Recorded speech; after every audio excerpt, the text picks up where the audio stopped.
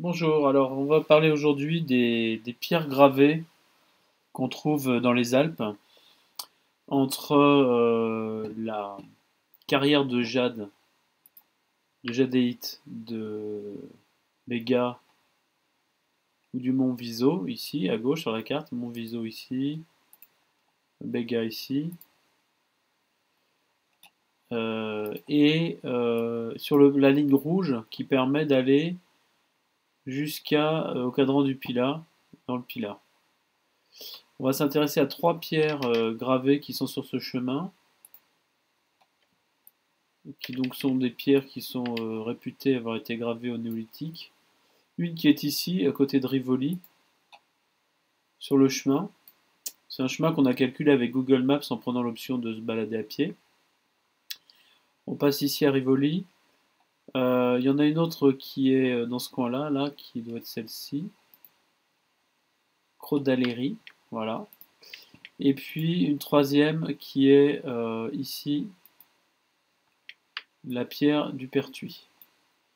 Donc pourquoi j'ai étudié ces trois pierres Bon, parce qu'elles sont sur ce chemin-là, dans cette région-là. Aussi parce que c'est des pierres pour lesquelles j'ai la gravure. Donc très concrètement, on peut en faire une interprétation. Donc on va commencer par regarder où est-ce qu'elles se situent. Donc c'est ce qu'on a vu ici sur ce chemin. Elles sont sur ce chemin aussi jusqu'à Carnac. Alors pour l'instant, on s'intéresse aujourd'hui à ce qui est tout au début du chemin. Et puis dans la région, donc si on regarde un plus grand, si j'élargis cette représentation, on a beaucoup de pierres gravées autour du parcours. Et donc on a pu s'intéresser à trois de ces pierres. Crodaléry, je ne sais pas comment ça se prononce, hein, qu'on va voir en premier. Puis deux, la pierre à cupule du Pertuis. Et la 3, la pierre de Monsagnasco.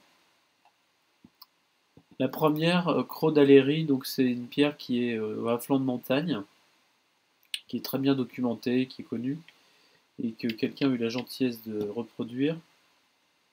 Donc on a pu la localiser sur la carte, elle est ici. Elle est pas loin d'un col, ici que j'ai représenté par un petit bonhomme qui passe, qui est le col qui permet de passer de cette vallée-là à cette vallée-là. Donc c'est qui permet de passer de la vallée où on a la pierre Escrita, qui est une autre pierre que je n'ai pas pu interpréter pour l'instant, et la vallée où on va jusqu'au cadran du Pilat, puis à Carnac. On voit aussi que dans cette vallée, il y a la pierre de Menolzio, ici, celle qui est de l'autre côté, et on a ce cromlech, Mont Ciamberniania cromlech.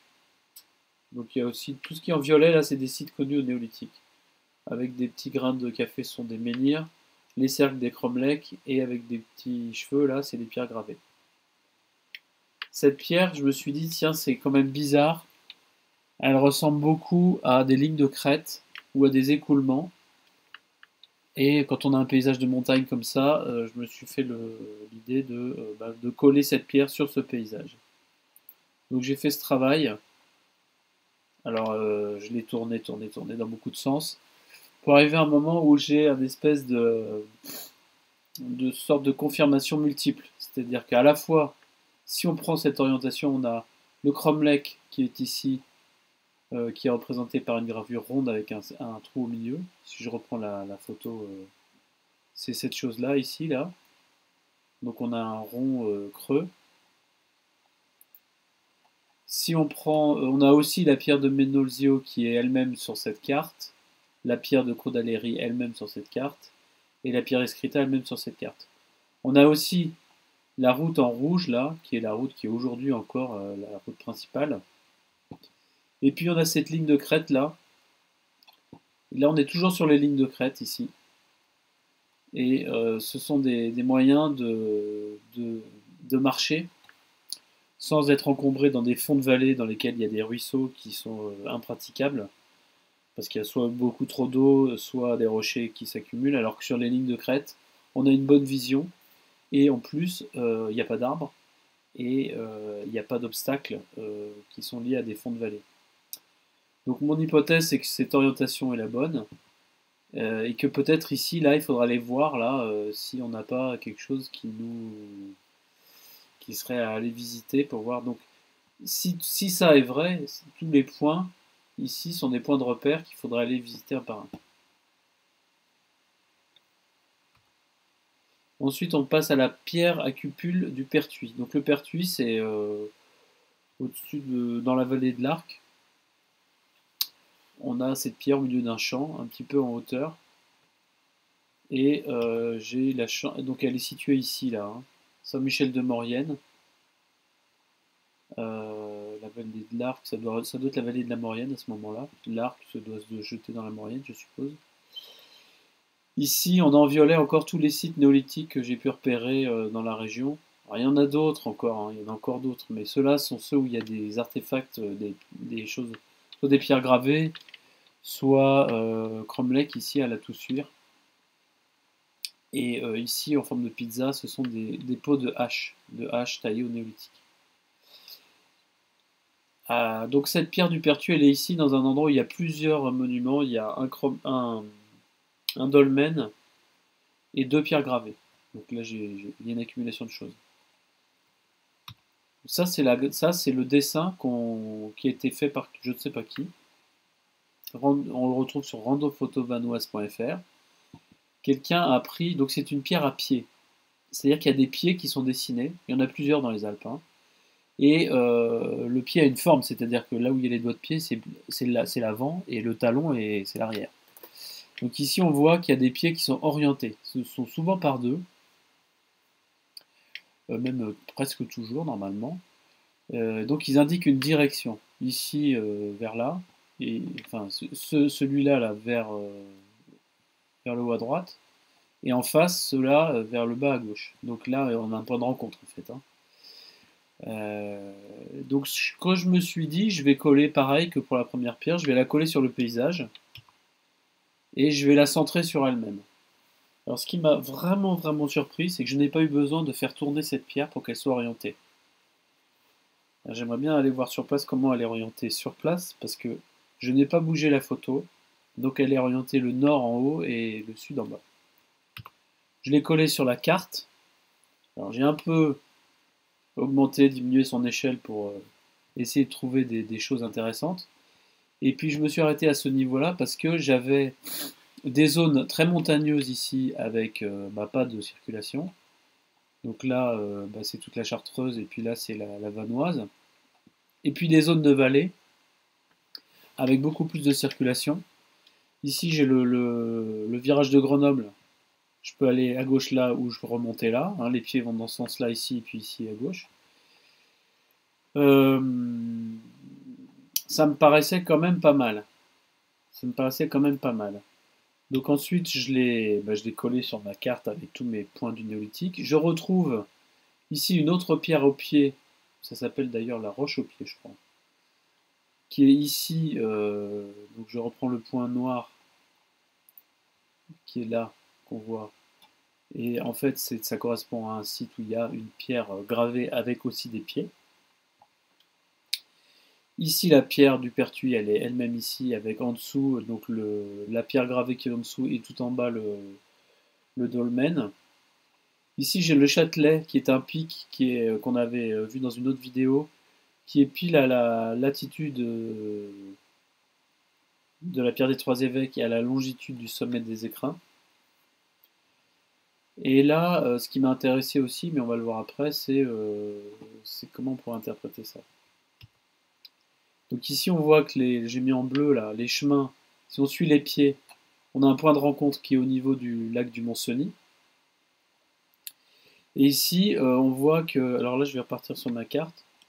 On voit que le chemin là passe.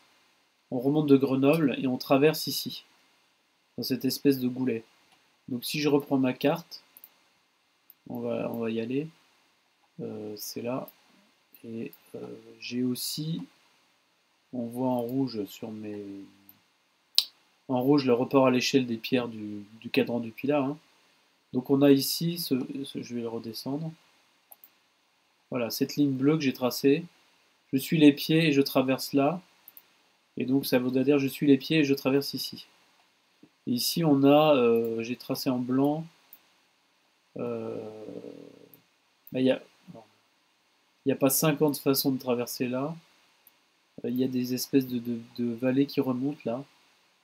Il y en a une là en particulier, voilà. Donc ça peut être une indication que c'est là qu'il faut traverser. En face, on a un cromlech ici qui est en face de la vallée de là où il faut traverser.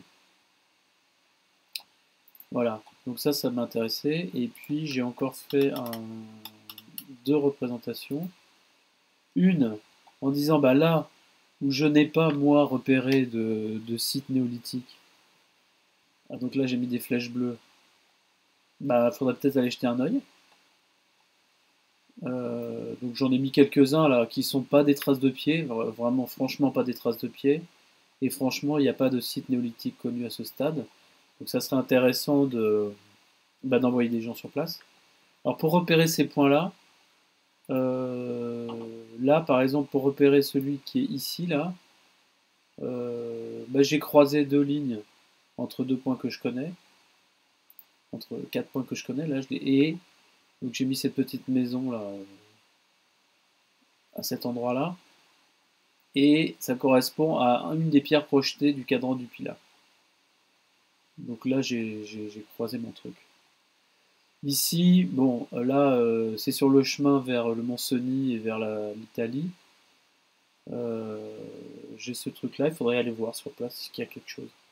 On va aller voir quand même ce point qui est avec la petite maison. Parce que donc j'ai créé ces lignes-là, une ligne verticale, une ligne horizontale, entre deux points que je connais pour repérer où c'est sur la carte. Et puis je suis allé voir, zoomer, donc je suis évidemment à la souche donc de ce menhir là qui est, enfin ce menhir, cette pierre qui a une forme allongée qui est couchée et que donc si je la mettais droite et que sa souche était là, ça serait un menhir qui serait au bon endroit. Et là, si je zoome ici, j'ai quelque chose qu'il faudra aller visiter. J'ai un habitat qui doit dater du Moyen-Âge, hein, qui est un enclos à moutons avec un petit lac. C'est quand même très pratique de pouvoir avoir des bêtes ici et un petit lac. Et ce qui serait intéressant d'aller voir, c'est s'il y a des pierres gravées dans cette zone-là. J'en ai pas trouvé dans la littérature. Bon, après, c'est un endroit qui est très aménagé parce que c'est à Méribel. Mais bon, on sait jamais, il y aura peut-être des restes du néolithique à visiter dans ce coin-là. Voilà, donc c'est une invitation au voyage. Et puis la troisième pierre qu'on va voir, c'est la pierre de Monsagnasco. Donc c'est une pierre qui est comme ça dans la forêt, qui a été gentiment relevée par quelqu'un, qui a repris les points, les gravures, les coulures. Et donc moi, ce qui m'a vraiment inspiré là, c'est cette grosse forme qui ressemble beaucoup au lac du Mont-Cenis. Donc cette pierre, elle est sur le chemin à Rivoli là. Donc je l'ai plaquée sur le Mont-Cenis, tout simplement à l'échelle, mais à l'échelle pas du lac tel qu'il est aujourd'hui parce qu'il y a un barrage, mais plutôt du lac tel qu'il était au néolithique. Bon alors là, c'est des endroits qui sont quand même assez documentés en termes d'habitat néolithique. Il n'y a pas de monument vraiment, mais il y a eu des fouilles très nombreuses. Il y a eu beaucoup de résultats. Alors après, ensuite, c'est une question de mise à l'échelle. Ici, je propose qu'on dise que ça peut être le lac Savin, Lago des Savines. Ici, là. Ici, est-ce que c'est le passage du col? Est-ce que bon, en tout cas, j'ai deux pierres au niveau du cadran du Pilat. Et puis, si on se souvient bien, ça correspond à l'endroit où les deux chemins de la pierre du Pertuis se rencontraient pour traverser. En venant du nord ici, les pieds s'orientaient comme ça. En venant du sud ici, les pieds s'orientaient comme ça. On va regarder. Et ça arrive sur ce lac. Donc en fait, si on reprend du début, la pierre de Monsagnasco, elle nous dit comment passer le lac. La pierre du Pertuis, elle nous dit comment nous orienter sur la partie nord du périmètre pour aller jusqu'à ce lac. Et la pierre de Crodaléry, elle peut nous indiquer comment aller jusqu'à ce cromlech qui est sur le chemin. Voilà, et puis pour terminer, ben, il y a encore du boulot. La pierre Escrita, donc qui est dans ce coin-là, et la pierre de Menozo, machin, que je n'ai pas commencé à travailler. En revanche, celle-là non plus. Enfin, si, j'ai essayé de la travailler, mais j'ai rien trouvé de. Je suis sec.